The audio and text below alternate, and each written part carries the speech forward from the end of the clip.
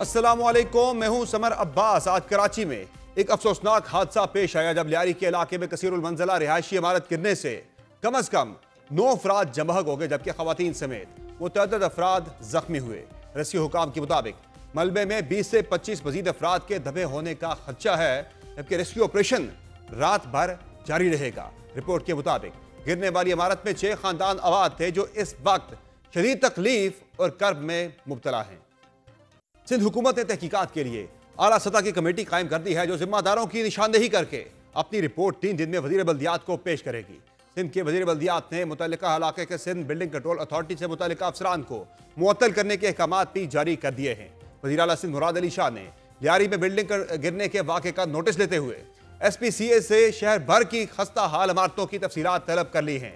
इब्तदाई रिपोर्ट के मुताबिक गिरने वाली इमारत 1979 में तामीर की गई थी, जो तकरीबन 40 साल पुरानी है, और अक्टूबर 2022 को सर्वे में इस इमारत को मखदूश करार देकर खाली करने का नोटिस जारी किया गया था। सिंध बिल्डिंग कंट्रोल अथॉरिटी के मुताबिक कराची में 588 मखदूश इमारतें हैं, जबकि सबसे ज्यादा नाकाबिल रिहाइश इमारतों की तादाद जिला जनूबी में 456 है। नाकाबिल रिहाइश इमारतों के हवाले से जिला वस्ती दूसरे नंबर पर है, जहां 66 मखदूश बिल्डिंग्स हैं। इसी तरह जिला किमाड़ी तीसरे नंबर पर है, जहां नाकाबिल रिहाइश बिल्डिंग्स की कुल तादाद 23 है। कुरंगी और शर्की में मखदूश इमारतों की तादाद 14 और 13 है। जिला मलीर में तादाद 4 है, जबकि सबसे कम नाकाबिल रिहाइश इमारतें जिला गरबी में हैं, जिनकी तादाद 2 है। जबकि लियारी में मखदूश इमारतों की तादाद 107 है। सिंध बिल्डिंग कंट्रोल अथॉरिटी की तरफ से ताहाल मखदूश इमारतों को खाली करवाने के इकदाम नहीं किए गए। अथॉरिटी की तरफ से हर साल मानसून सीजन से कबल मखदूश इमारतों पर बैनर्स लगाए जाते हैं। इस इमारत के गिरने से 4 रोज कबल खारादर में भी एक 6 मंजिला रिहायशी इमारत की छत गिर गई थी। ताहम खुशकिस्मती से कोई जानी नुकसान नहीं हुआ था। कराची में हर साल मानसून सीजन के दौरान मखदूश इमारतों के गिरने के वाकयात रिपोर्ट होते हैं, जबकि मानसून की शुरुआत में ही कराची में इमारत गिरने के वाक़े ने खतरे की घंटी बजा दी है। सिंध हुकूमत इस सिलसिले में क्या इक़दाम कर रही है, और अब गिरने वाली इमारत जब 2022 में नाकाबिल रिहाइश करार दे दी गई थी, तो इस हादसे का इंतजार क्यों किया गया और इस इमारत को खाली क्यों नहीं करवाया जा सका? इसी पर बात करने के लिए प्रोग्राम में हमें ज्वाइन किया है वजीर बल्दियात सिंध सईद गनी ने। बहुत शुक्रिया सईद गनी साहब, आपने प्रोग्राम में ज्वाइन किया। ये बताएगा कि जो लियारी में आज बिल्डिंग गिरी है, इसका पहले तो बताया गया है कि तकरीबन कोई 28 फरवरी को इन्हें पहला नोटिस जो है वो सर्व किया गया कि इमारत खाली कर दी जाए। फिर महीना पहले भी इन्हें कहा गया इमारत खाली करने का, लेकिन ये इमारत खाली नहीं की गई। तो जब ये पता लग गया था, अंदाज़ा हो गया था कि ये इमारत किसी वक्त भी गिर जाएगी, बहुत ज़्यादा इसकी हालत ख़राब है, तो लोगों को वहाँ से निकाला क्यों नहीं गया कि इंतज़ार किया गया कि यह हादसा हो जाए? अब आप ज़रा मज़ीद जगहों पे भी आप लोगों से इमारतें खाली करवा रहे, तो ये यहाँ भी करवा लेते तो ये नुकसान ना होता? समर नोटिस तो कोई 4-5 दिए गए थे, और अभी आपने ठीक बताया कि पिछले महीने भी नोटिस दिया गया था 2 जून को इनको। लेकिन अभी कुछ रोज़ कबल गालिबन 3-4 दिन पहले भी हमारे बिल्डिंग कंट्रोल अथॉरिटी के कुछ ऑफिसर्स वहाँ गए थे ताकि बिल्डिंग खाली करवाएँ। लेकिन वहाँ काफ़ी इनको रेजिस्टेंस का सामना करना पड़ा और लोग तैयार नहीं थे, और फिर ज़ाहिर है बहालत मजबूरी उनको वापस आना पड़ा था। अब ये एक ऑनेस्टली बड़ी अजीब सूरत-हाल पैदा हो जाती है कि आप किसी को उसके घर से निकालने जाएँ और वहाँ से रेजिस्टेंस हो रही हो। फिर ज़ाहिर है कि अहले मोहल्ला भी आ जाते हैं। फिर अगर उस वक़्त कोई मीडिया पे, सोशल मीडिया पे चीज़ आ जाए, तब भी हुकूमत उसमें बुरा बनती है कि जी लोगों को जबरी तौर पे बेदखल किया जा रहा है, लेकिन हकीकतन तो उनकी जान बचाने की कोशिश की जा रही थी। तो बहरहाल हमने कोशिश की, हम नहीं कर सके, और बदकिस्मती से आज काफ़ी सारी कीमती जानें जो है इस वाक़ये में ज़ाया हो गई। लेकिन ये भी मैं बता दूँ कि हम 14 इमारतें पिछले कुछ महीनों में खाली भी करा चुके हैं, सही। जो इसी तरह की खतरनाक डिक्लेयर्ड हुई थी। इसी इलाके में वो खाली हुई हैं, और 8 के करीब और हैं जो इंतहाई खतरनाक हैं, और वो भी इंशाअल्लाह ताला कोशिश करेंगे कि चंद दिनों में वो खाली करा लें। उसके बाद ये नंबर काफ़ी बड़ा है, कराची में टोटल तो 588 है, तो ये जो आप जो बता रहे हैं, खतरनाक। ये जो आप बता रहे हैं 14 और 8, ये वही 22 इमारतें हैं जिनका आपने बताया कि जो बिल्कुल काबिल रिहाइश नहीं है मुकम्मल तौर पर, किसी वक्त भी हाँ, गिर सकती है? एक्चुअली मैं आपको बताऊँ, ये जब डिक्लेयर करते हैं ना डेंजरस बिल्डिंग्स, तो उसमें भी फिर ये कैटेगराइज़ करते हैं। कुछ तो ऐसी होती हैं कि जो शायद उनकी कोई कोई मेजर अगर रिपेयर हो जाए तो वो ठीक हो जाती हैं। तो कुछ ऐसी होती हैं जिनको भी बिल्कुल नाकाबिले रिहाइश डिक्लेयर किया जाता है। तो उसमें कोई 107 के करीब हैं, इसमें जो लियारी में सिर्फ़ इमारतें। लियारी चूँकि वो बहुत ही कंजेस्टेड इलाका है, हम्म। डेंसली पॉपुलेटेड है, पुराना इलाका है, इमारतें पुरानी हैं। तो वहाँ 107 है, और 107 में से 51 जो है वो खतरनाक थी, बहुत ज़्यादा खतरनाक है, और फिर उसके बाद जो 22 हैं वो बिल्कुल, उनको कहा गया कि किसी नाकाबिले सूरत में रिहाइश। रहने के, बिल्कुल रहने के किसी सूरत काबिल नहीं है। तो उन 22 में से 14 जो है वो खाली हो गई हैं, और 8 जो है अभी रहती हैं, और ये भी उनमें ही शामिल है, ये जो जो इमारत गिरी बिल्कुल है, ही। ये भी जी, उन जी, जी। नाकाबिले रिहाइश इमारतों में शामिल थी या जी, जो जी, जी, जी। मखदूश थी जिनकी हालत डिक्लेयर नहीं, की नहीं, गई थी उनमें थी? उन्हीं में शामिल थी, जो खतरनाक है बहुत ज़्यादा। और ये मैं बताऊँ कि इसका जो सर्वे किया गया था ना, 2022 में किया था, या 10 अक्टूबर 2022 में, और उस वक़्त इसको डिक्लेयर किया गया कि ये इमारत खतरनाक है, और इसमें बहुत सारी खराबियाँ उसमें आप एक पूरे एक वो फ़ॉर्म होता है, वो फ़िल किया जाता है, उसमें लिखा जाता है कि क्या-क्या इस बिल्डिंग के अंदर जो है वो इन्होंने खराबियाँ देखी हैं, और इसकी बुनियाद पर वो उसको डिक्लेयर करते हैं। और 2022 से ऑनवर्ड जो है, वो कोशिशें होती रहीं कि ये इमारत बड़ा खाली टाइम करवा था, ली जाए, खाली लेकिन करवाई जा सकती थी, जी। 2022 कहाँ, 2025 कहाँ, लेकिन ये नहीं हो सका। जी, जी, जी, वो कोशिशें हुई ना, मैंने तो अब आज प्रेस कॉन्फ्रेंस में वो लेटर्स भी सारे बताए कि 23 में भी लिखे गए, 24 में भी 2-3 मर्तबा लिखे गए, और 25 में लिखा गया। फिर अभी डिप्टी कमिश्नर ने 2 मई को भी एक मीटिंग की है, और 20 जून को भी एक मीटिंग की है, इन्हीं इमारतों के हवाले से। और उसमें के इलेक्ट्रिक को भी कहा गया कि इनकी बिजली मुनक़ता कर दें, Karachi water and sewerage corporation को कहा गया कि इनके बिजली के कनेक्शंस डिस्कनेक्ट कर दें, और मकसद ये था कि ये इमारतें लोग खाली कर दें। और कुछ दिन पहले फिर ये गए हमारे लोग ताकि खाली करवा लें, लेकिन नहीं करवा सके। तो ये कुछ प्रॉब्लम्स आते हैं हमें फील्ड में, और अब कोशिश करेंगे कि थोड़ा-सा लोगों को मोबिलाइज़ करें, लोगों को समझाएँ, कोई लोकल जो पॉलिटिकल लोग हैं उनको इन्वॉल्व करें, पॉलिटिकल पार्टीज़ को इन्वॉल्व करें, जो मोतबर लोग इलाके में उनको सही है। इन्वॉल्व करें, आपने ताकि इनको आपने कन्विंस करके खुश। जी, आपने बताया कि 588 के करीब इमारतें ऐसी हैं जी, कराची के अंदर जो 588। मखदूश हैं। तो इनमें जी, ज़ाहिर जी। है मखदूश से मुराद तो यही है कि वहाँ पे रहना सेफ़ नहीं है। तो जी। इनमें क्या ज़्यादा इमारतें जो है कौन-सी जो पुरानी इमारतें हैं, जिस तरह से ये इमारत बहुत पुरानी थी, इस वजह से ये गिर गई? या कुछ ऐसी भी है कि जहाँ पे अलाउ 2 फ्लोर थे, वहाँ उन्होंने 6 फ्लोर ऊपर चढ़ा दिए, बिल्डिंग कोड की खिलाफवर्जी करते हुए? नहीं, ये किस समय तरह की है ये? मैं असेस करूँ। देखिए, कराची में आपको इल्म होगा कि 7 हमारे डिस्ट्रिक्ट्स हैं, क्या? और ये जो डिस्ट्रिक्ट साउथ है, जिसमें लियारी भी आता है, खाड़दर, मीठादर आता है, ये बहुत पुराना इलाका पुराना है, इलाका मतलब बिल्कुल। कयाम पाकिस्तान से भी पहले का इलाका है। जो असल कराची हुआ करता था वो ये इलाका था, लियारी थी, खाड़दर था, मीठादर था, ये कैमारी वाले इलाके थे ना, ये थे। तो आपको ये जो 588 का नंबर मैंने दिया है, इसमें से 456 जो हैं वो इस इलाके में, जी साउथ हाँ। में। 456, मतलब एक बहुत बड़ा नंबर है, जो इन इलाकों में है। और इसकी इसकी जो बुनियादी वजह ये है कि बहुत पुरानी इमारतें हैं और बहुत खस्ता हालत में हैं। अच्छा, इसमें ज़रूरी नहीं है कि पुरानी हों, कुछ इमारतें जो हैं हो सकता है 10 साल, 15 साल, 20 साल पहले बनाई गई हों, जी हाँ। लेकिन वो मयारी मटीरियल उसमें इस्तेमाल नहीं होता। फिर कुछ और असबाब भी होते हैं, जिसकी वजह से इमारत में कुछ ऐसे फ़ॉल्ट्स आ जाते हैं, जिसकी बिना पर वो रहने के काबिल नहीं होती। तो तमाम डिस्ट्रिक्ट्स में कुछ न कुछ नंबर्स ऐसी इमारतों के हैं, जिसको जो है वो खतरनाक डिक्लेयर किया गया है। तो इसके अलावा ये जो मैंने बात की कि कई इमारतें ऐसी भी हैं कि जहाँ पे अलावा चंद 1-2 फ्लोर थे, उन्होंने ऊपर चढ़ा दिए कनाइवज़ के साथ जो है वो वो तो बिल्डिंग कंट्रोल वालों हाँ, के। नहीं, नहीं, वो तो समझ, ये जो पुराना इलाका है ना, जो ओल्ड सिटी एरिया जिसका भी मैंने ज़िक्र किया, जी हाँ। जिसमें 456 हैं, यहाँ पर इस किस्म के केसेस ज़्यादा हैं। यहाँ अगर आपको कभी जाने का मौका मिला हो, यकीनन आप कराची आए होंगे तो आपने जी देखा हाँ। होगा, यहाँ जो जो प्लॉट साइज़ हैं वो बहुत छोटे होते हैं, और उन छोटे-छोटे प्लॉट्स पर जो है ना बुलंद इमारतें तामीर कर ली गई हैं, और 4-5 फ्लोर, 6 फ्लोर भी हो, शायद इससे ज़्यादा भी कहीं आपको नज़र आ जाएँगे। तो वो इमारतें चूँकि गैर कानूनी तामीर हुई हैं, तो ज़ाहिर है कि जब उसकी अप्रूवल्स नहीं होती हैं, तो कोई इदारा उनकी ड्यूरिंग द कंस्ट्रक्शन उसको देखता भी नहीं हुँ, है कि इसमें क्या मटेरियल इस्तेमाल हो रहा है। तो वो हो जाते हैं, और फिर उसके बाद लोग उसमें रिहाइश पज़ीर हो जाते हैं। और वो चूँकि पुराने यहाँ के रहने वाले लोग होते हैं मोस्टली, मेजॉरिटी, सही। वो फिर ये अपने इलाकों से निकलना भी नहीं चाहते हैं।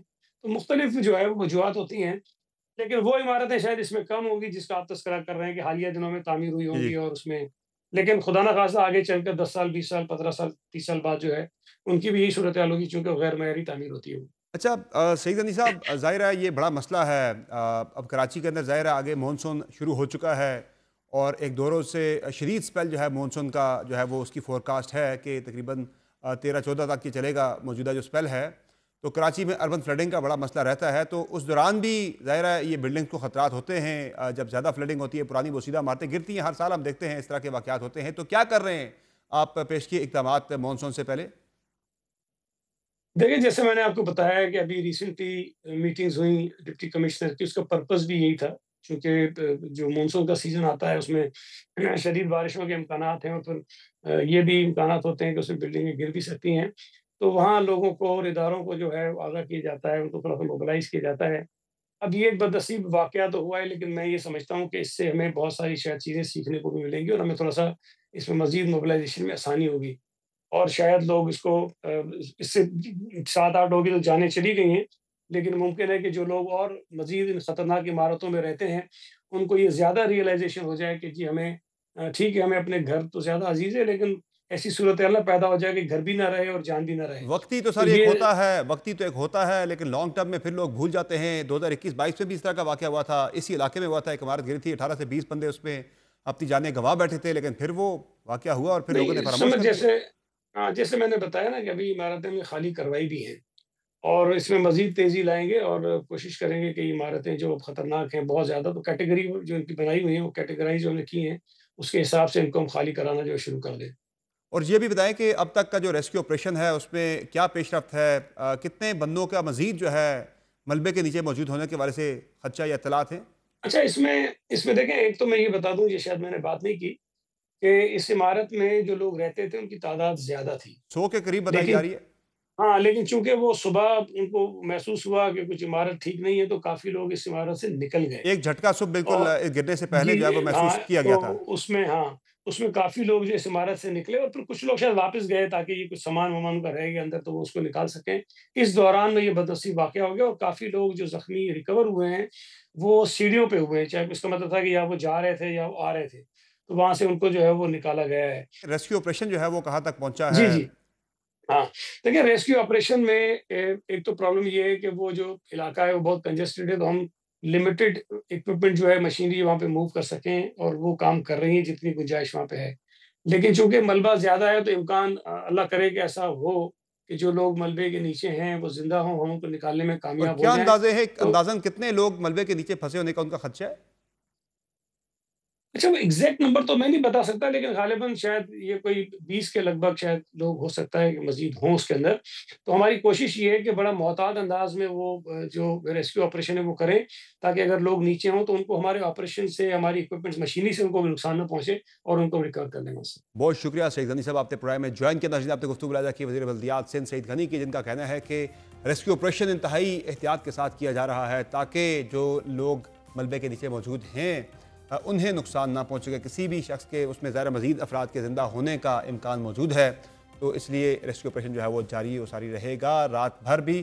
प्रोग्राम में एक मुख्तर ब्रेक लेंगे, ब्रेक से वापस आएंगे, एक बहुत ही अहम मामले की तरफ जाएंगे। हमारे साथ रहिएगा।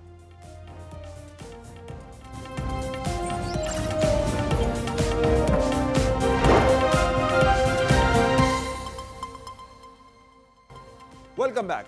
क्या नवाज शरीफ अडयाला जेल जाकर इमरान खान से मुलाकात करना चाहते हैं? क्या नवाज शरीफ इमरान खान की रिहाई के लिए कोई कोशिश करने जा रहे हैं? ये वो सवालात हैं जिन्होंने गुज़िश्ता रोज से मुल्क के सियासी मंजरनामे पर तूफान बर्पा कर रखा है और एक के बाद एक बयान सामने आ रहा है। पाकिस्तान तहरीक इंसाफ के कैंप की जानिब से तो दो टोक मौक़िफ़ आ गया है, ताहम लीगी कैंप तज़ब्ज़ब का शिकार है। एक रहनुमा खुलकर इस इम्कान को मुस्तरद करता है तो दूसरा गैर वाज़ेह मौक़िफ़ दे रहा है। ये सूरत हाल और इम्कान इसलिए भी इंतहाई अहम समझा जा रहा है क्योंकि गुज़िश्ता दिनों पाकिस्तान तहरीक इंसाफ से मुतल्लिक होने वाली अहम कानूनी और सियासी तब्दीलियों ने पार्टी को यकीनी तौर पर कमज़ोर तो किया है, लेकिन हुकूमत की जानिब से पाकिस्तान तहरीक इंसाफ के लिए नर्म रवैये और एक बार फिर मुज़ाकरात की पेशकश हैरान कुन के साथ साथ मानी खेज भी समझी जा रही है। अगर पहले नवाज शरीफ की अडयाला जेल जाने की बात हो तो पार्टी के सेक्रेटरी जनरल सलमान अकरम राजा और इमरान खान की बहन अलीमा खान दोनों ने इस मुलाकात को मुस्तरद किया है, जबकि 10 मुहर्रम के बाद हुकूमत मुखालिफ तहरीक शुरू करने का ऐलान भी कर दिया है। ये कदम उठाने की अहलियत क्या मियां नवाज शरीफ रखते हैं? हमारा अंदाज़ा है कि वो ये अहलियत नहीं रखते। तो ये क्या आइन और कानून की बातें करने अडयाला जेल जा सकते हैं? अगर इनको ये इख्तियार दे दिया गया है तो हम देखेंगे क्या बात ये करते हैं और उस बात की क्या वक़्त है। इस वक्त ये चहमगोइयाँ हैं, हमारे सामने कोई ठोस बात नहीं है। मरियम नवाज जब गुस्से में आ गई होगी कि मेरे खिलाफ ये क्यों कहा है, तो वो जो ज़बान इमरान खान के साथ इस्तेमाल करती थी, वो तो कभी हमारे MPs वगैरह ये तो कभी बात ही नहीं कर सकते उस ज़बान में। तो ये तो अगर उनको डी-सीट कर दिया, एक तरह से डी-सीट करो। और नवाज शरीफ के साथ किसने बात करनी, उसको तो अपनी फैमिली भी उसको नहीं पूछ रही है। इमरान खान ने जो इंस्ट्रक्शंस भेजी हैं, हदायत दी है उसके मुताबिक 10 मुहर्रम के बाद इंशाल्लाह इन्होंने इस चीज़ की प्लान बना लिया है कि 10 के बाद वो तहरीक का आगाज़ करेंगे। दूसरी जानिब नवाज शरीफ के करीबी समझे जाने वाले और वज़ीर-ए-आज़म शहबाज शरीफ के मुशीर बराए सियासी अमूर राना सनाउल्लाह ने इमरान खान और नवाज शरीफ की मुलाकात के इम्कान को मुस्तरद किया है। ताहम वफाकी वज़ीर तारिक फजल चौधरी के मौक़िफ़ में लचक दिखाई दी। इनके बकौल नवाज शरीफ हमेशा सियासी जमातों से मुज़ाकरात को तैयार रहते हैं, इसलिए वो अडयाला जेल का दरवाज़ा खुलवा सकते हैं।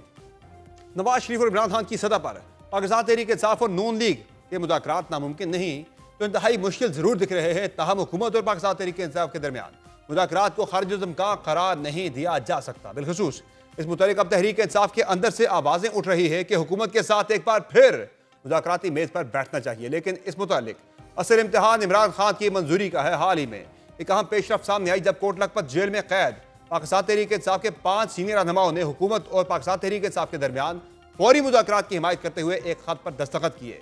अगरचे खत में इस्टेब्लिशमेंट से भी बातचीत की तायीद की गई, लेकिन ज्यादा जोर सियासी जमातों के दरमियान बराह रास्त मुकालमे पर दिया गया है।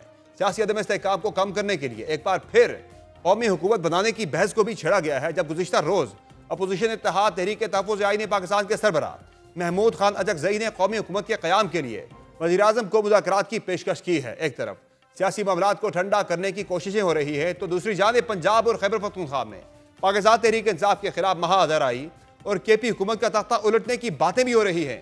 पंजाब में स्पीकर असम्बली मलिक अहमद खान ने पाकिस्तान तहरीक इंसाफ के MPs के खिलाफ तबल जंग बजा दिया है और हालिया इजलास में होने वाली हंगामा आराई के बाद पहले पाकिस्तान तहरीक इंसाफ के 26 अरकान को मुअत्तल किया गया, अब उनको डी-सीट करवाने के लिए इलेक्शन कमीशन में रेफरेंस भी दायर कर दिया गया है। इसी तरह खैबर पख्तूनख्वा में भी पाकिस्तान तहरीक इंसाफ की हुकूमत के खिलाफ तहरीक अदम एतमाद लाने की अफवाहें सुनी जा रही है, जब सूबे के गवर्नर फैसल करीम कुंडी भरपूर तरीके से मुतहर्रिक हैं और बार बार अलल ऐलान ये दावा कर रहे हैं कि अगर हमारे नंबर पूरे हो गए तो तहरीक अदम एतमाद जरूर ला जाएगी। केपी असम्बली में अपोजिशन की 54 सीटें बनती हैं, सारी अपोजिशन की 30 के लगभग जो है आजाद हैसियत से वो है, अपोजिशन के साथ शामिल होते हैं या कुछ होते हैं तो फिर शायद अदम एतमाद। देखें, अपोजिशन चाहे वफाक में हो चाहे सूबों में हो, जिसके पास भी अगर एक नंबर भी ज्यादा होता है या 2 नंबर भी ज्यादा होते हैं, जितने नंबर भी ज्यादा होते हैं और आपकी हुकूमत से नंबर ज्यादा होते हैं तो आपका जमहूरी हक है कि आप अदम एतमाद की तहरीक ला सकते हैं। तो जिस असम्बलियों में भी जिधर भी अगर नंबरिंग अगर होती है किसी के साथ तो एक जमहूरी अमल में हिस्सा ले सकते हैं और अपना अदम एतमाद पेश कर सकते हैं। फैसल करीम कुंडी के ये इरादे कितने कामयाब होंगे ये तो आने वाला वक्त ही बताएगा, लेकिन ज़मीनी हालात और बिलखसूस नंबर गेम को देखते हुए इस इम्कान को रद्द नहीं किया जा सकता। वादे रहे कि हालिया दिनों मखसूस नशिस्तों से मुतालिक सुप्रीम कोर्ट के फैसले ने इस सियासी बाजी को पलटाने का मौका ज़रूर फराहम कर दिया है, जब खैबर पख्तूनख्वा में अपोजिशन इत्तेहाद सादा अक्सरियत हासिल करने के लिए 20 अरकान की दूरी पर रह गया है। खैबर पख्तूनख्वा असम्बली में पाकिस्तान तहरीक इंसाफ की हुकूमत के पास 92 अरकान हैं, जबकि अपोजिशन इत्तेहाद के अरकान की तादाद 53 को पहुंच गई है। 145 के बाद में 115 बराह रास्त मुंतखब अरकान हैं, जबकि 26 खवातीन की नशिस्तें और 4 अक़लियती नशिस्तें मुख्तस हैं। एवाद में सादा अक्सरियत के लिए 73 अरकान की हिमायत दरकार होगी। अपोजिशन इत्तेहाद को सादा अक्सरियत हासिल करने के लिए मजीद 20 अरकान की हिमायत दरकार है। इन तमाम मामलात पर मजीद बात करेंगे। प्रोग्राम में ज्वाइन किया है वज़ीर-ए-आज़म शहबाज शरीफ के मुशीर बराए सियासी अमूर राना सनाउल्लाह ने, जबकि प्रोग्राम में हम आगे चलकर बात करेंगे पाकिस्तान तहरीक इंसाफ के रहनुमा रऊफ हसन से भी। बहुत शुक्रिया राना सनाउल्लाह साहब, आपने प्रोग्राम में ज्वाइन किया। ये बताएगा कि क्या ये चल रही है मुख्तलिफ खबरें कि मियाँ नवाज शरीफ साहब कोई रोल प्ले करने जा रहे हैं इमरान खान की रिहाई के वाले से या उनके मामलात को लेकर? आपने ये तो वाज़ेह किया है कि मियाँ नवाज शरीफ साहब ना अडयाला जाएंगे ना बनी गाला, तो लेकिन मेरी जो मालूमात हैं उसके मुताबिक तो मियाँ साहब ने गालिबन दिसंबर 2024 में आपकी और साद रफीक साहब की कुछ जिम्मेदारी लगाई थी कि इस मसले को हल करें, खान साहब के मसले को, लेकिन उसके बाद फिर खान साहब ने ही एक बड़ा सख्त बयान दे दिए थे मियाँ साहब के खिलाफ, तो फिर ये सिलसिला रुक गया था। तो ये क्या हुआ था सारा? नहीं, देखिए, ये बात दुरुस्त नहीं है कि मियाँ साहब ने कोई अडयाला या बनी गाला जाने का कोई फैसला किया है या इससे पहले कोई उन्होंने इस किस्म के इरादे का इजहार किया।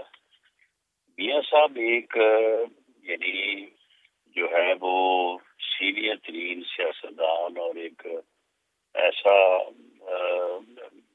सियासी लीडर जिसने जो है वो 3 मरतबा मुल्क की खिदमत की है, तो उनका एक अपनी सोच है। और उन्होंने 21 अक्टूबर जब वो आए थे वापस, तो जो जलसा किया था मीनारे पाकिस्तान पे, तो उसमें भी उन्होंने कहा था कि मुल्क को जो दरपेश मसाइल हैं उनके हल के लिए सबको सर जोड़ के बैठना चाहिए, पॉलिटिकल डायलॉग होना चाहिए। जी हाँ। इससे पहले आपको इल्म होगा कि जब इमरान खान साहब 126 दिन से जो है वो उन्हें गालियां निकाल रहे थे प्राइम मिनिस्टर हाउस के बाहर, और प्राइम मिनिस्टर हाउस से घसीट के निकालने की बातें कर रहे थे, और जो पेशावर का वाकया हुआ था आर्मी पब्लिक स्कूल का, तो उसके ऊपर कौमी कंसेंसस पैदा करने के लिए भी वाशिफ ने खुद उनको फोन किया था। तो इस किस्म की बात जो है ये करना, मैं समझता हूँ कि ये मुनासिब नहीं है जो भी लोग ये कर रहे हैं, और ना ही उनकी ये पोजीशन और हैसियत है कि वो इस तरह जो है वो किसी के पास या किसी जगह जाएं। और दूसरा ये है कि जो मियां शहबाज शरीफ साहब ने बतौर वजीर आजम पिछले 1.5 माह में 3 मरतबा बराह रास्त कोई मीडिया में बयान नहीं, कोई प्रेस कॉन्फ्रेंस नहीं, कोई स्टेटमेंट नहीं, खुद मिल के पार्लियामेंट में जो है वो अपोजिशन को जो मुज़ाकरात की, गुफ्तगू करने की, पॉलिटिकल डायलॉग की दावत दी है, तो क्या वो कोई मियां नवाज शरीफ से जो है वो छुप के दी है या उनकी अप्रूवल के बगैर दी है? PMLN का बतौर सियासी जमात के और हमारी लीडरशिप का, पार्टी के बाकी सीनियर लोगों का, सबका इस बात के ऊपर कंसेंसस है कि पॉलिटिकल डायलॉग जो है वो पॉलिटिकल प्रोसेस के दरमियान हमेशा होना चाहिए। पार्लियामानी जमहूरी सिस्टम जो है वो डायलॉग से आगे बढ़ता है, डेडलॉग से नहीं। जी हाँ। तो इस बात को किसी और तरह से जो है वो यानी एक्सप्लेन करना कि जी वो फलां जगह पे जाएंगे, फलां जगह, ये गलत बात है। और इससे सही। मैं समझता हूँ कि ये कोई खिदमत नहीं कोई कर रहा अगर कोई इस किस्म की गुफ्तगू कर रहा है। राना साहब, वो आपसे और ख्वाजा साद रफीक साहब से क्या बात हुई थी मियां साहब की आज से कुछ 8 माह पहले? नहीं, वो हमने उनसे ये रिक्वेस्ट की थी कि पॉलिटिकल डायलॉग की जो है वो इजाजत दी जाए, तो उन्होंने कहा था कि ठीक है, पॉलिटिकल डायलॉग के मैं तो कभी भी जो है वो खिलाफ नहीं रहा। तो फिर हमने बात चलाई थी, हमने इनके साथ मीटिंग्स की, इनकी जो दर्जे की लीडरशिप है हमारी तरह, PTI में असद कैसर साहब हो गए, साहब हो गए, मोहम्मद रजा साहब हो गए, दूसरे इनके जो लोग हैं, तो उसमें फिर इनके साथ बात होती रही। और फिर आपको पता है कि फिर ऐसा करते करते फिर एक मुज़ाकराती कमेटी बनी, फिर कमेटी की मीटिंग हुई, लेकिन वो दूसरी मीटिंग के बाद खान साहब ने उनको मना कर दिया कि जी नहीं, आपने अब तीसरी मीटिंग नहीं करनी, तो वो बात नहीं पे खत्म हो गई। सही। यानी वो जो मुज़ाकराती अमल शुरू हुआ था वो मियां साहब के अप्रूवल से सारा स्टार्ट हुआ था, उनकी यानी कि जी, उनकी गाइडेंस के ऊपर। अप्रूवल के बगैर तो देखे ना, सही। मुज़ाकराती कमेटी जो अनाउंस हुई थी, यानी उनकी हिदायत के ऊपर ये तरफ से, सब कुछ हुआ था। ठीक हो गया।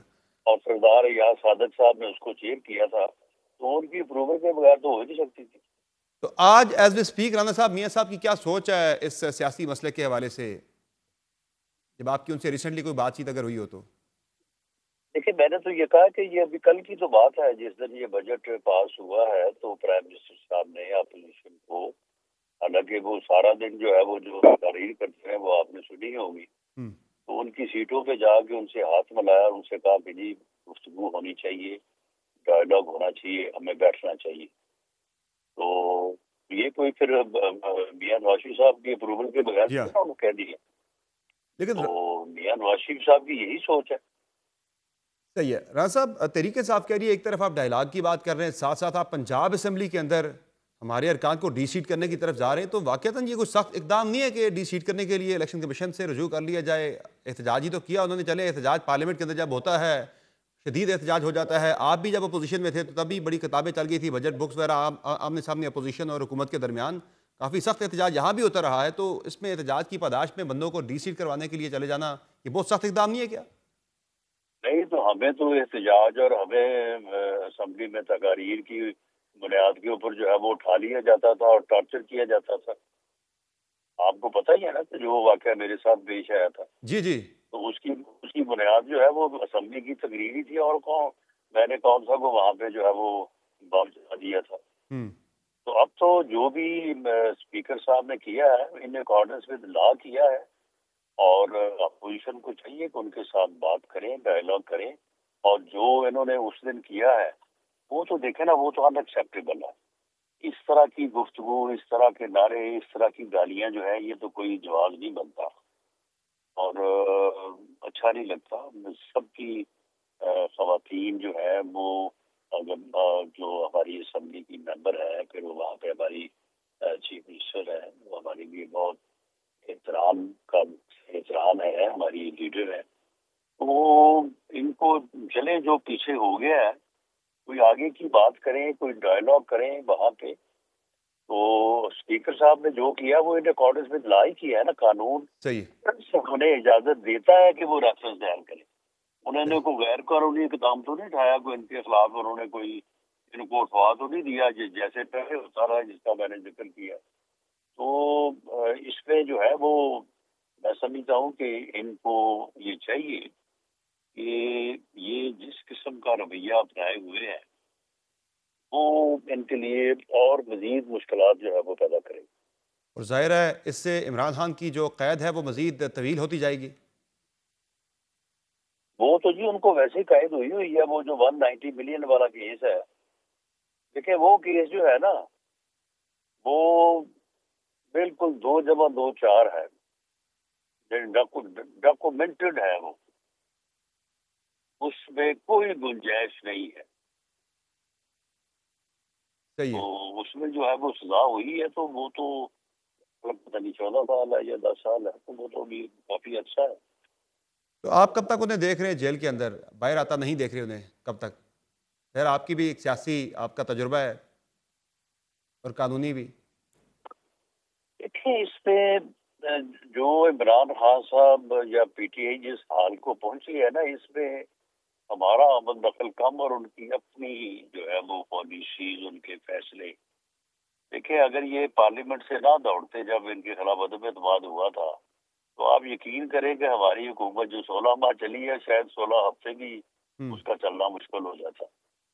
अगर ये असम्बलियां ना तोड़ते, हुकूमत ना तोड़ते, तो 9 मई कहाँ से हो जाता? और 9 मई ना होता तो फिर इनको इतनी ये सख्तियां जो है वो ठीक है। जब आप किसी के घर को आग लगाएंगे तो फिर मुकदमा तो बनेगा। सही है। तो ये सारा जो है उन्होंने किया है, और अब उसके बाद फिर अब आप वो कह रहे हैं कि मुहर्रम के बाद हमने फिर वही काम शुरू एहतजाजी करना है। तहरीक चलानी है उन्होंने मुहर्रम के बाद, बिल्कुल आशूर के बाद। 24 नवंबर को जो हुआ वो भी आपके सामने है। तो ये उनके फैसले हैं, हमारा तो कोई अमल नहीं। तो ये तहरीक चलाते हैं राना साहब, क्या होगा? नवंबर की तरह ही फिर गोलियां चलेंगी, वही सारा कुछ होगा, या इस मरतबा पहले से ही रोका जाएगा, उन्हें आने ही नहीं दिया जाएगा? क्या होगा? या फिर अलाउ करेंगे कि करें नहीं एहतजाज? कुछ नहीं होगा। पीटीआई में ऐसी तहरीक, जिस तहरीक की वो बात कर रहे हैं ना, वो चलाने की सकत नहीं है। हम भी सारी उम्र जो है ना वो इसी दस्त की स्याही में गुजरी है। वो ना वो हालात है, ना उनमें ये उनकी सलाहियत है, ना इस वक्त मुल्क के ऐसे हालात हैं। ये बेवक्त की रागनी होगी और इससे इन्हें और नुकसान पहुंचेगा और कमजोर होंगे, ये नहीं चलेगी। अच्छा राना साहब, सेनेट का इलेक्शन होने जा रहा है खैबर पख्तूनख्वा असेंबली के अंदर, चूंकि रिजर्व सीट्स का फैसला आ गया है, आप सेनेट के इंतखाबात क्यों नहीं हैं केपी के अंदर, तो पंजाब के अंदर जिस तरह से कंसेंसस के साथ आपने वहाँ पे अलग बंदे करवा लिए थे सेनेटर्स पीटीआई के साथ कंसेंसस के साथ, तो केपी के अंदर भी वही फार्मूला चलेगा या वहाँ कुछ सरप्राइजेस आने वाले, जो कि ज़ाहिर तरीके से आपके बहुत सारे अरकान वहाँ पे इंडिपेंडेंट भी हैं? देखिए ये तो फिर पीटीआई पे मुनशर है कि वो उसमें क्या फैसला करते हैं। बाकी जो है कंसेंसस तो वहाँ पे पंजाब में जो है वो इसी बुनियाद पे होता है, जिसकी जितनी सीटें थी उसको दे दी गई। तो अगर कोई ऐसा जो है वो पीटीआई जो है वो ऐसा ख्याल जाहिर करे तो उसके ऊपर बात हो सकती है। अच्छा, बात हो सकती है। दूसरा राना साहब, 27वीं आईनी तरमीम की बड़ी बातें आजकल चल रही हैं, तहरीक इंसाफ ये बात करती है, मुख्तलिफ लोग बात कर रहे हैं कि 27वीं आईनी तरमीम आने वाली है। अब आपके पास 2 तिहाई अक्सरियत भी चूंकि आ चुकी है, तो इस पर बहुत सारी चमगोइयाँ चल रही है। मैं दोबारा से वर्ड यूज़ करूँगा, चमगोइयाँ चल रही है, कोई खबर की बात में नहीं कर रहा। कुछ कह रहे हैं जी कि वो पार्लियामेंट की मुद्दत बढ़ा दी जाएगी, कुछ कह रहे हैं जी वो सदर साहब के बारे से कोई फैसला होने वाला है, कुछ फाटा की बात करते हैं, बहुत सारी जो है इस वक्त कंस्पिरेसी थेरीज इस वक्त मार्केट के अंदर चल रही हैं। है कोई इरादा 27वीं आईनी तरमीम के बारे से हुकूमत का? सोच रहे हैं ऐसा कुछ? नहीं, नहीं, कभी इस बारे में कोई बाज़ाब्ता थॉट प्रोसेस जो है वो किसी जगह पे भी, ना कैबिनेट लेवल पे, ना किसी ऑफिस लेवल पे कोई चीज जो है ना वो इसके ऊपर बात नहीं हो रही। बस ये चीज यही। सही है। अच्छा राना साहब, चौधरी निसार अली खान साहब की मुलाकात हुई थी रिसेंटली प्राइम मिनिस्टर के साथ, उनकी या उनके बेटे की हो रही है पीएमएलएन में वापसी के वाले से कोई चीज पेशरफ? देखिए, जो बात हमारे साथ प्राइम मिनिस्टर साहब ने की है वो तो उन्होंने यही कहा है कि मैं उनकी तीमारदारी के लिए गया था। उनके साथ लाइफ लॉन्ग तल्लक है, 40 साल तक। ठीक है, सियासी तौर पर अगर इख्तलाफ हो गया है तो बाकी एक रवादारी का, एक जो है वो इंसानियत का रिश्ता तो रहता है। जी हाँ। तो मियां साहबान इन चीज़ों को बड़ा, इन चीज़ों का रख रखाव रखने वाले लोग हैं और हमेशा इन चीज़ों को बड़ी अहमियत देते हैं। तो हमें तो उन्होंने ये बताया कि मैं उनकी तीमारदारी के लिए गया था और इसके अलावा कोई और बात का होना वहाँ पे हमें तो उन्होंने नहीं बात सही की। है। और मेरा ख्याल है कि वो तीमारदारी के लिए गया था। अगर कोई ऐसी ठीक। बात होती तो लाजमी बात है हमारे साथ भी सही। डिस्कस करते। अच्छा राना साहब, ये बताएं कि आजकल बड़ी बातें जो है हो रही है, बड़ी जो है वो पुरजोश दिखाई दे रहे हैं आजकल। गवर्नर केपी वो कह रहे हैं कि अली बिन गंडापुर के खिलाफ अदम एतमाद की कोई तैयारी हो रही है, कोई बातचीत हो रही है इस वाले से। वो प्राइम मिनिस्टर का भी इशारा दे रहे थे कि वहाँ से भी ग्रीन सिग्नल मिल गया हुआ उन्हें। तो अल्दो डिनाई किया है आपकी पार्टी के कुछ लोगों ने कि ऐसा कोई इरादा नहीं है, वक्ती इरादा नहीं है, या आगे भी कोई ऐसा इरादा नहीं है? देखें जी, ये फिलहाल तो जो अली बिन गंडापुर साहब के खिलाफ जो अदम एतमाद की तहरीक की बात हुई है ना, ये तो उनकी सपोर्ट हुई है, क्योंकि उनकी पार्टी में उनके खिलाफ बात चल रही थी कि इनको हटाना है और इस शोर में जो है ना वो बात दब गई है। तो ये तो मेरा ख्याल है कि ये अली अमीन गंडापुर साहब ने मिलकर ये ड्रामा किया है। कोई ऐसी बात वफाक लेवल के ऊपर अदम एतमाद की जो है इसके ऊपर कोई बात ही नहीं हुई। गवर्नर साहब जिस दिन मिले हैं मैं वहाँ पे मौजूद था, एमएल वली साहब मिले वहाँ पे मौजूद था, अदम एतमाद की कोई बात ही नहीं हुई वहाँ। अच्छा, लफ्ज नहीं किसी ने कहा। तो ये आप कह तो रहे ये हैं कि अली अमीन गंडापुर साहब ने ऐसे ही बढ़के लगा दिए कि ओ जी मेरे खिलाफ अदम एतमाद हो रही है, मैं ये कर दूंगा, मैं वो कर दूंगा, ताकि पार्टी सारी मेरे पीछे इकट्ठी हो जाए और पार्टी जो मुझे हटाना चाहती है ना उससे जो है ना वो पीछे हट जाए। ये ड्रामा किया है उसने। सही है, ऐसा कोई इरादा आगे भी आपका नहीं है अदम एतमाद के वाले से, आज अगर नहीं है तो ये बड़ा वाज़े है। जी सही है, बहुत शुक्रिया राना सनाउल्लाह साहब, आपने प्राइम में ज्वाइन किया, नजनी आपने गुफ्तगू मुलाहिजा की राना सनाउल्लाह साहब की, जो बड़े वाज़े हैं कि फ़िलहाल ऐसा कोई इरादा नहीं है वफाक का। खैबर पख्तूनख्वा के वज़ीर आला अली बिन गंडापुर के खिलाफ तहरीक अदम एतमाद लाने के हवाले से प्रोग्राम में आगे बढ़ेंगे और बात करेंगे पाकिस्तान तहरीक इंसाफ के रहनुमा रऊफ हसन से कि पाकिस्तान तहरीक इंसाफ का लाएमल अब क्या होगा। बहुत शुक्रिया रऊफ हसन साहब, आपने प्रोग्राम में ज्वाइन किया। ये बताइएगा कि पाकिस्तान तहरीक इंसाफ से डायलॉग के लिए हुकूमत एक मतलब फिर से इंटरेस्टेड दिखाई दे रही है, बड़े पॉजिटिव सिग्नल्स आ रहे हैं। आल्दो मियां नवाज शरीफ के हवाले से तो बड़ी वजाहत आ गई है पीएमएलएन की तरफ से कि ना वो अडियाला जाने के हवाले से उनका कोई इरादा है, ना ही बनी गाला जाने के हवाले से, ताहम वो डायलॉग के लिए वो ओपन है, सियासी डायलॉग के लिए। तो पाकिस्तान तहरीक इंसाफ मुज़ाकरात एक मतलब फिर मौका देगी, एक और मौका, या फिर अब तय है कि अशूर के बाद आपने हर सूरत में तहरीक ही चलानी है? थैंक यू समर, बड़ी मेहरबानी आपकी। देखिए, हम डायलॉग के लिए हमेशा से ना सिर्फ ओपन रहे हैं बल्कि हम डायलॉग के लिए एडवोकेट भी करते रहे हैं। आपको याद होगा मैं आपके कई प्रोग्राम्स में आ चुका हूं और मैंने हमेशा डायलॉग के हक में पोजीशन ली है और कहा है कि सियासी जमात होने के नाते अल्टीमेटली हमें निगोशिएटिंग टेबल के ऊपर ही बैठकर अपने मसाइल जो है उनका हल तलाश करना होगा। इस बारे में तो कोई शक नहीं है। अब जो सवाल खड़ा होता है वो ये है कि डायलॉग होती उन लोगों से है, उन लोगों से होता है जिनके पास जो ताकत होती है। आपको पता है कि हमने हुकूमत वक्त के साथ उन्होंने लास्ट टाइम एंगेज किया था for a period of 7 weeks और 7 हफ्तों के बाद हमने रियलाइज किया था कि लेजिटिमेसी थी इनकी है ही नहीं थी, इनकी कोई रेलेवेंस और इनके पास कोई अथॉरिटी नहीं है करें। ये खान साहब से हमारी मुलाकात भी नहीं करा सके थे 7 दिन लगाने के बावजूद। तो अब जो सिचुएशन बन रही है, जो लोग कुछ बात कर रहे हैं वो ये है कि एस्टैब्लिशमेंट का होना, बल्कि ये कि ख्वाजा आसिफ साहब ने खुद कहा है कि हाइब्रिड सिस्टम हम चला रहे हैं और इसमें जो एस्टैब्लिशमेंट है वो एक मेजर रोल प्ले करता है। ये खुद उनके अल्फाज हैं और अब वो दोबारा उन्होंने एक और अल जज़ीरा को भी इंटरव्यू दे के इसको फर्दर एलेबोरेट किया और कहा है कि यही शायद तर्ज हुकूमत है जो कि पाकिस्तान को ज्यादा सूट करता है। तो उसमें तो एस्टैब्लिशमेंट का बहुत बड़ा रोल है अभी। सो मुज़ाकरात का कॉन्सेप्ट जो है एस्टैब्लिशमेंट की पार्टिसिपेशन के बगैर मुकम्मल नहीं हो सकता। सो हम ओपन हैं, हम चाहते हैं, हम कल की बजाय चाहते हैं कि आज शुरू हो जाए and we hope and pray कि बहुत जल्दी ये हाइब्रिड से breakthrough हो मुराद जाएगा, ज़ाहिर है उन्होंने मुज़ाकरात शुरू फर्दर हो उसे एलेबरेट किया है कि हम एक पेज पे हैं, तमाम इश्यूज के हवाले से कोई इख्तलाफात नहीं है, बिल्कुल तमाम इश्यूज को लेकर जो है वो सेम पेज पर हैं। तो अगर सेम पेज पर ही हैं तो फिर आप इनके साथ बातचीत कर लें। ये भी उसी पेज पर है जिस पेज पे इस्टेब्लिशमेंट है और इस्टेब्लिशमेंट बड़ी वाज़ेह है कि बातचीत होगी तो सियासी लोगों से होगी, हम बात किसी के साथ नहीं करेंगे। मैं इस बात के ऊपर ज्यादा नहीं एलेबोरेट करना चाहूंगा इसको, लेकिन एस्टैब्लिशमेंट के साथ जब बात होगी तो मेरा ख्याल है कि बहुत सी चीजें जो है वो खुल जाएंगी।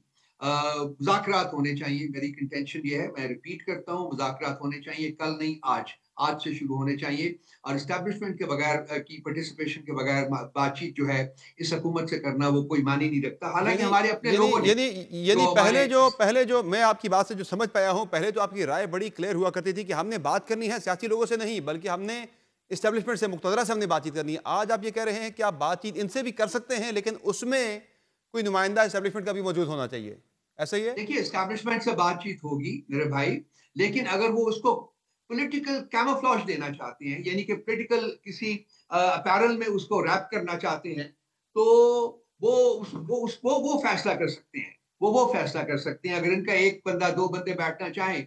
लेकिन मेरी कंटेंशन ये है कि एस्टैब्लिशमेंट की पार्टिसिपेशन के बगैर बातचीत जो है ना वो बामानी हो सकती है, ना बामकसद हो सकती है। That's it.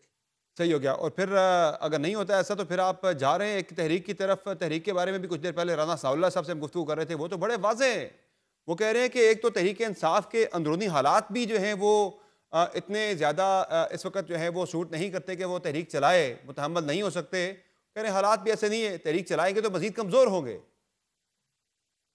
मैं राणा साहब की बात से एग्री नहीं करता। मेरा ख्याल है कि 2 दिन पहले जो हम लोगों ने, हमारे पार्लियामेंटेरियंस ने इकट्ठे हुए हैं केपी से, पंजाब से और बाकी सारे मुल्क से, आपने देख लिया है कि किस किस्म की यूनिटी और होमोजेनिटी उनमें मौजूद है। आपने देख लिया है कि उस प्लेटफॉर्म से हमने डायलॉग की बात की है। आपने देख लिया है कि उस प्लेटफॉर्म से हमने खान साहब के पीछे यक जबान होकर बातचीत मामलात को आगे बढ़ाने की का अहद किया है।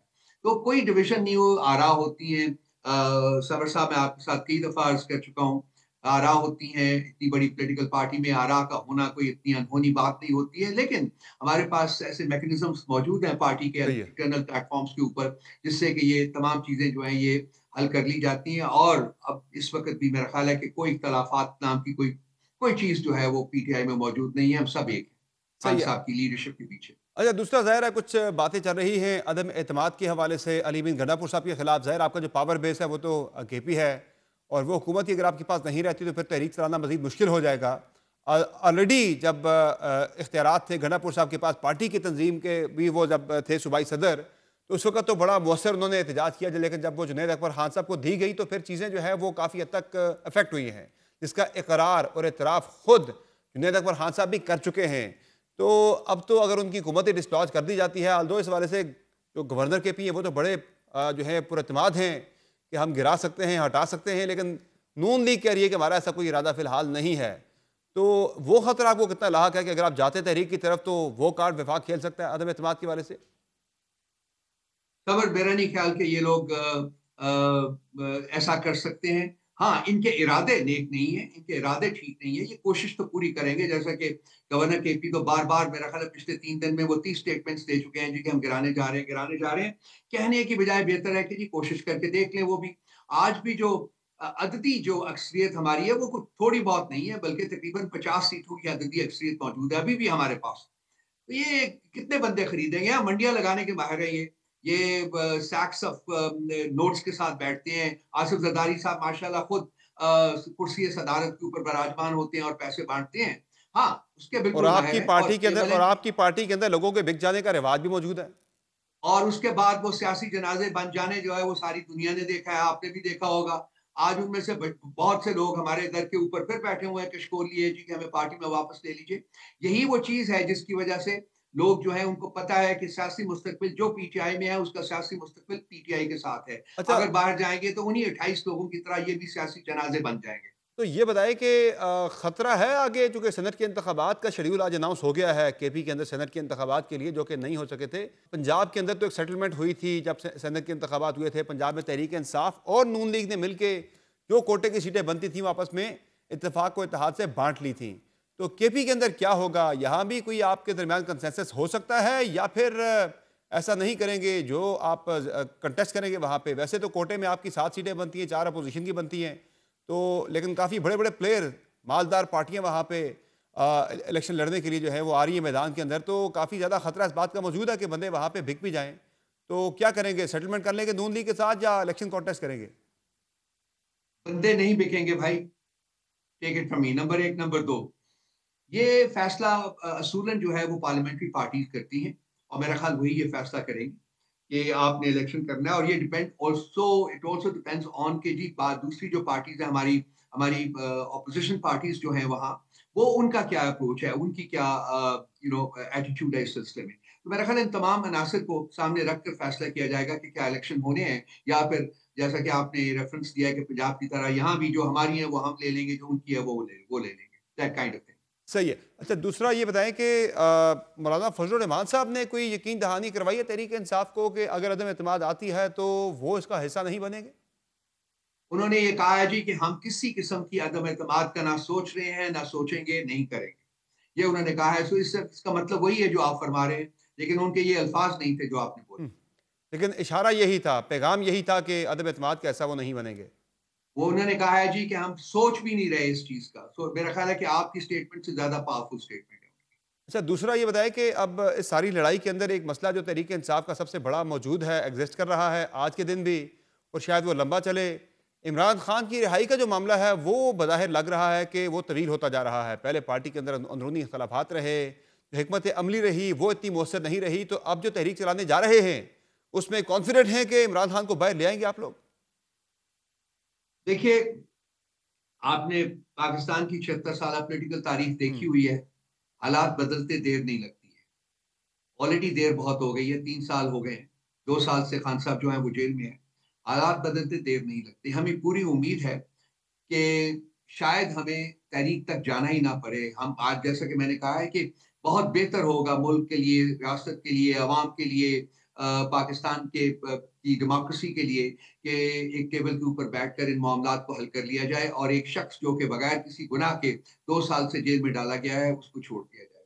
हाँ, अगर वो मामलात नहीं होते तो फिर तहरीक में जाएंगे डेफिनेटली, और इस उम्मीद के साथ और इस कोशिश के साथ ये तहरीक के नतीजे में खान साहब जो हैं वो रिहा होकर बाहर आए। बहुत शुक्रिया रऊफ हसन साहब, आपने प्रोग्राम में ज्वाइन किया। नाज़रीन, आपने गुफ्तगू की पाकिस्तान तहरीक साहब के सीनियर रहनुमा रऊफ हसन की, जिनका कहना है कि कोशिश होगी कि मुज़ाकरात के जरिए ही मामलात हल कर लिए जाएं। अगर ऐसा नहीं होता तो पाकिस्तान तहरीक इंसाफ एक मौसर तहरीक चलाने जा रही है।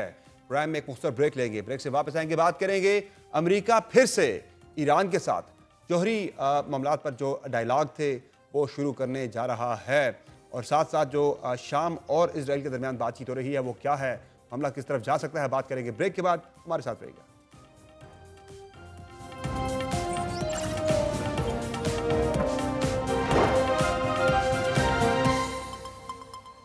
Welcome back. मशरक़ वस्ता और आलमी सियासत एक बार फिर शदीद गैर यकीनी और सिफारती सरगर्मियों का मरकज बने हुए हैं।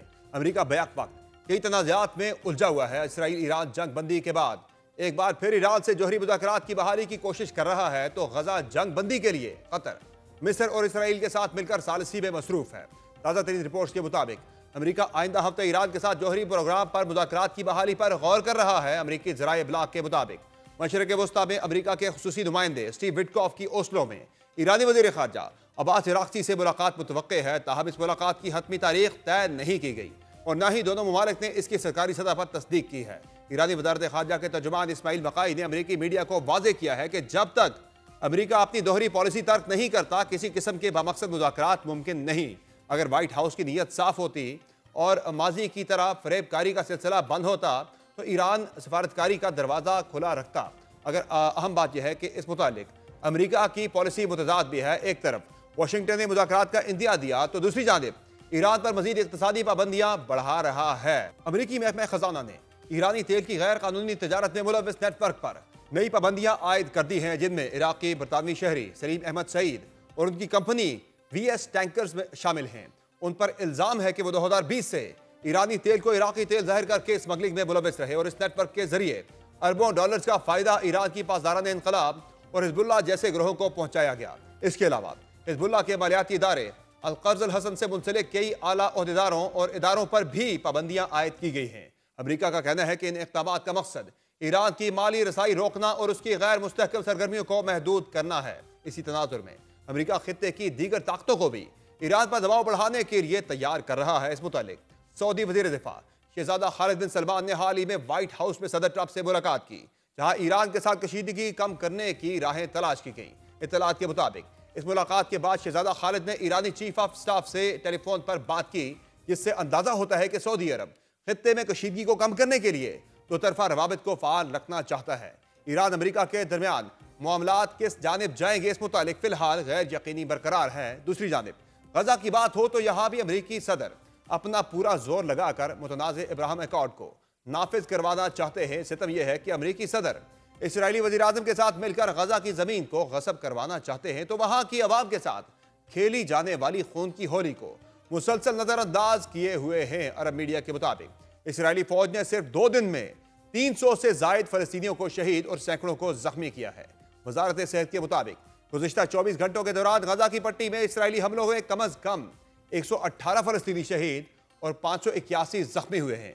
दूसरी जानिब फलस्तीन में इंसानी हुकूक की सूरत हाल पर अक़वाम मुत्तहिदा की नुमाइंदा खुसूसी फ्रांसिस्का एल्बानीज़ ने गजा सूरत हाल को क़यामत खेज करार दे दिया है, जबकि नॉर्वे पनाह गुज़ीन कौंसिल के सेक्रेटरी जनरल ने मुतनबे किया है कि गजा में ईंधन की किल्लत के बायस 21 लाख जिंदगियां खतरे में हैं।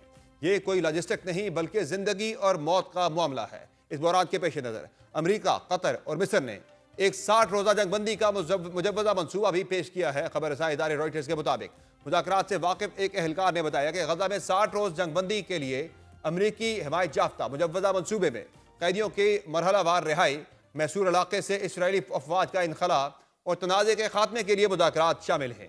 यह मनसूबा तनाज़े में शामिल दोनों फरीक़ैन की मंजूरी से मशरूत है। अमरीका, कतर और मिस्र के सालिस इस मुआहिदे को यकीनी बनाने के लिए कोशां हैं।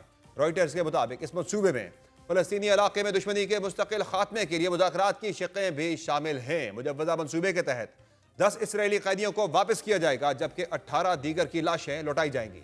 शेड्यूल के मुताबिक पहले दिन 8 कैदी, 7वें दिन 5 लाशें, 30वें दिन 5 लाशें, 50वें दिन 2 कैदी और 60वें दिन 8 लाशें लौटाई जाएंगी। ये तबादले बगैर किसी तकरीब या जुलूस के इंजाम दिए जाएंगे। रवायती तरीक़ाकार के मुताबिक हमास की जानिब से कैदियों को रिहा किया जाएगा, जिसके बदले इसराइल भी ज़ेरे हिरासत फ़लस्तीनियों को आज़ाद करेगा। 10वें दिन हमास से तवक्को की जाएगी कि वह बाकी मानदा कैदियों को जिंदा या जबह होने की तस्दीक के लिए मालूमात, शवाहिद और तिबी रिपोर्ट्स फराहम करेगा। दूसरी जानिब इसराइल इन तमाम फ़लस्तीनी कैदियों से मुताल्लिक मुकम्मल मालूमात फराहम करेगा जो 7 अक्टूबर 2023 के बाद गजा से गिरफ्तार किए गए। इसराइल का कहना है कि हमास और उसके इत्तेहादियों की हिरासत में मौजूद 50 कैदियों में से तकरीबन 20 के जिंदा होने का इम्कान है। इसके अलावा अक़वाम मुत्तहिदा और रेड क्रॉस की शमूलियत के साथ गजा में फौरी तौर पर मुनासिब मकदार में इमदाद फराहम की जाएगी, जो कि 19 जनवरी के मुआहिदे के मुताबिक होगी। जब पहले 8 इसराइली कैदी रिहा कर दिए जाएंगे तो इसराइली अफवाज शुमाली गजा के कुछ इलाकों से इनखला करेंगे, जैसा कि नक्शों पर तय किया जाएगा। 7वें दिन इसराइली फौज जनूबी गजा के कुछ हिस्सों से भी पीछे हटेगी। एक तकनीकी टीम इनखला की हदूद के तयन पर काम करेगी, जो इस फ्रेमवर्क पर मुआहिदे के बाद तेज रफ्तार मुज़ाकरात के जरिए तय की जाएंगी। एक मुस्तकिल जंग बंदी के लिए भी मुज़ाकरात शुरू होंगे, जिनमें मजीद कैदियों का तबादला, गजा के लिए तवील मुद्दती सिक्योरिटी इंतजाम और मुस्तकिल जंग बंदी का ऐलान जैसे नुकात शामिल होंगे। अगर मुआहिदा तय पा गया तो 7 अक्टूबर 2023 के बाद से गजा से गिरफ्तार किए गए तमाम फ़लस्तीनी कैदियों को रिहा कर दिया जाएगा। यह तजवीज़ अमरीकी सदर डोनाल्ड ट्रंप की जानिब से मुआहिदे की यकीन दहानी की जमानत भी फ्राहम करती है। अगर 60 रोज़ा जंग बंदी के दौरान मुज़ाकरात का कामयाब हो जाते हैं तो ये तनाज़े के मुस्तकिल खात्मे का सबब बनेगी और सालिस इस बात की जमानत देंगे कि इस वक्फे के दौरान संजीदा मुज़ाकरात किए जाएंगे। इस जंग बंदी मनसूबे से मुतालिक अमरीकी सदर ने आइंदा 24 घंटों को अहम करार दिया है, जिनके बकौल आइंदा 24 घंटों में मालूम होगा कि हमास क्या फैसला करती है। एक तरफ गजा में जंग बंदी पर काम हो रहा है तो इस तनाज़े के मुस्तकिल हल के लिए एक मुतनाज़े मुआहिदे पर भी अमल करवाने की कोशिशें जारी हैं। अमरीकी सदर अपने साबका दौरे इक़्तिदार में सामने लाए गए अब्राहम अकॉर्ड पर अमल दरामद करवाने के लिए एड़ी चोटी का जोर लगा रहे हैं। इस मुतालिक उन्होंने खलीजी ममालिक की हिमायत हासिल करना शुरू कर दी है, जिसमें सऊदी अरब और शाम का किरदार इंतहाई कलीदी समझा जा रहा है। अमरीकी सदर के बकौल सऊदी अरब से बातचीत की गई है ताकि अब्राहम अकॉर्ड के दायरा कार को वसी किया जा सके और बहुत से ममालिक जल्द इस मुआहदे का हिस्सा बन जाएंगे। वादे रहे अब्राहम अकॉर्ड 2020 में तय पाने वाले मुआहदों का एक सिलसिला है, जिसके तहत इसराइल और कई अरब ममालिक बशमूल मुत्तहिदा अरब अमारात, बहरीन और मराकश ने सिफाती ताल्लुकात कायम किए। ये मुआहदे अमरीका की सालिसी में तय पाए और उनका नाम इब्राहिमी मदाहिब यानी यहूदियत, इस्लाम और ईसाइयत के मुश्तरका जद्द आला हज़रत इब्राहीम अलैहिस्सलाम के हवाले से रखा गया। अकॉर्ड्स का मकसद मशरक़ वस्ता में अमन, बाहमी ताउन और तजारत और सकाफती तबादले को फ़रोग़ देना है। ताहम फ़लस्तीनी तनाज़े के हल में पेशरफ न होने पर कई अरब ममालिक में इन मुआहदात पर तनक़ीद भी की जाती है। ईरान, इसराइल के अलावा अमरीकी सदर यूक्रेन और रूस तनाज़े के खात्मे के लिए भी मुतहर्रिक हैं। इस मुतालिक गुज़िश्ता रोज़ इंतहाई अहम पेशरफ हुई जब अमरीकी सदर और रूसी सदर के दरमियान टेलीफोन पर 1 घंटा तवील गुफ्तगू हुई, लेकिन यूक्रेनी जंग के खात्मे से मुताल्लिक कोई खातिर ख्वाह पेशरफ ना हो सकी। अमरीकी सदर की जानिब से एक साथ खोले गए इन महाजों का ड्रॉप सीन क्या होगा, ये तो आने वाला वक्त ही बताएगा। ताहम उनको इस बात का गिला जरूर है कि उन्होंने हालिया कुछ अरसे में 5 आलमी तनाज़ात खत्म करवाए, लेकिन उनको अमन का नोबेल इनाम नहीं दिया गया। ये इनाम उन प्रोफेसरों को दिया जाता है इनको कोई जानता भी नहीं। आज के प्रोग्राम में इतना ही, इजाजत दीजिए, अल्लाह हाफिज।